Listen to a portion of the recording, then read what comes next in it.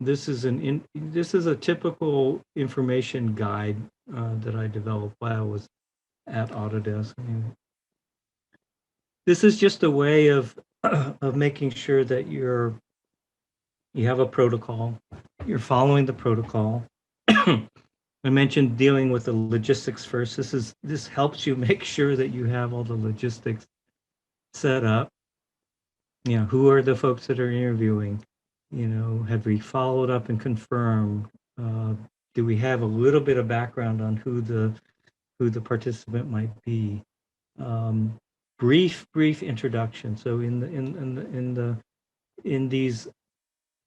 these kinds of interviews, that we wouldn't get into even the level of introduction that we just did with each other. I would just say, hey, I'm from Autodesk and I'm doing research on this topic. But then I would say, and we're speaking to different customers so that we can understand this or that. And I typically would like to make sure that the timing is correct. You know, okay, we have an hour. Is that right? Um, and I also try, in my own words, to say, look, we're really interested in hearing what you think. You know, it's almost like a version of there's no right or wrong. It's just we really want to learn about it from your perspective. There's things, at least recording permission. So this is if you're going to tape or whatever, you have to be explicit. You say, hey, we're recording this. Is that okay? Um, and if you're really being diligent, then you would be having them sign releases and consent for that.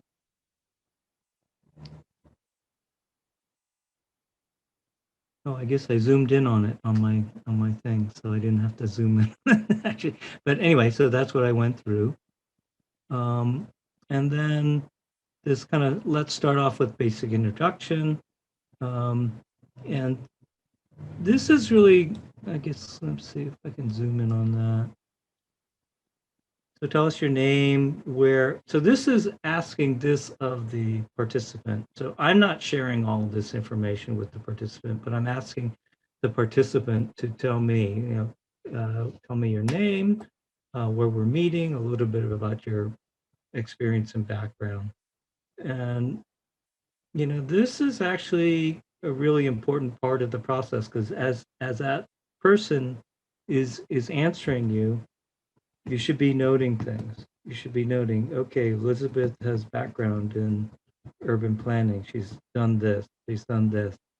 Because what you need to do is let people talk, but then if you notice and you've noted to yourself points that you may want to circle back on, you don't want to interrupt them and say, oh, Elizabeth, tell me about this. But you want to find ways of building it back into the conversation. And also, this introduction is really a way to start to establish that rapport that I was talking about. This is, and these are so tiny. Could you walk us through your day? So that's an example of a grand tour question, right? Just walk us through a typical day. So what I will do is I'll have these major sections that I think I want to lead the interview through, and I have some sub questions. I don't use this as a way to say, okay, can ask this question, then I'm going to go A, B, C.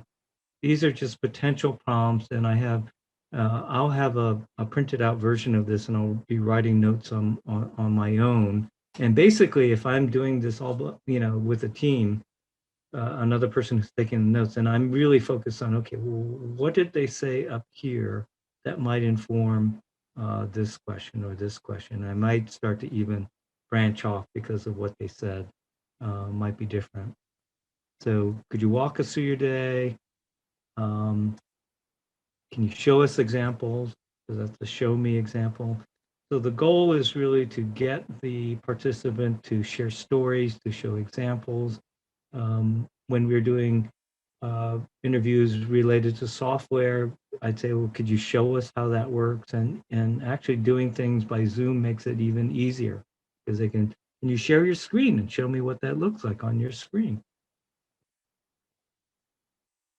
And then, you know, after I've worked through the whole series of questions at the very end, you know, is when I would typically spring the kind of magical assistant or magic genie or However, what makes sense in the context. If you had a dream about this, when I was working for Dahlman, which is a consulting firm in Chicago, Larry Keeley's would be, oh, if you were standing in the future looking backwards, what would that future look like?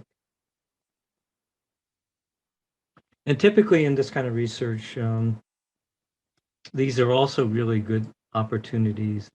One is to say, hey, is there something that you think is important that we didn't ask about? Because sometimes maybe you didn't uncover something or you didn't ask a question of that person, and so they didn't answer it, but they'll share that.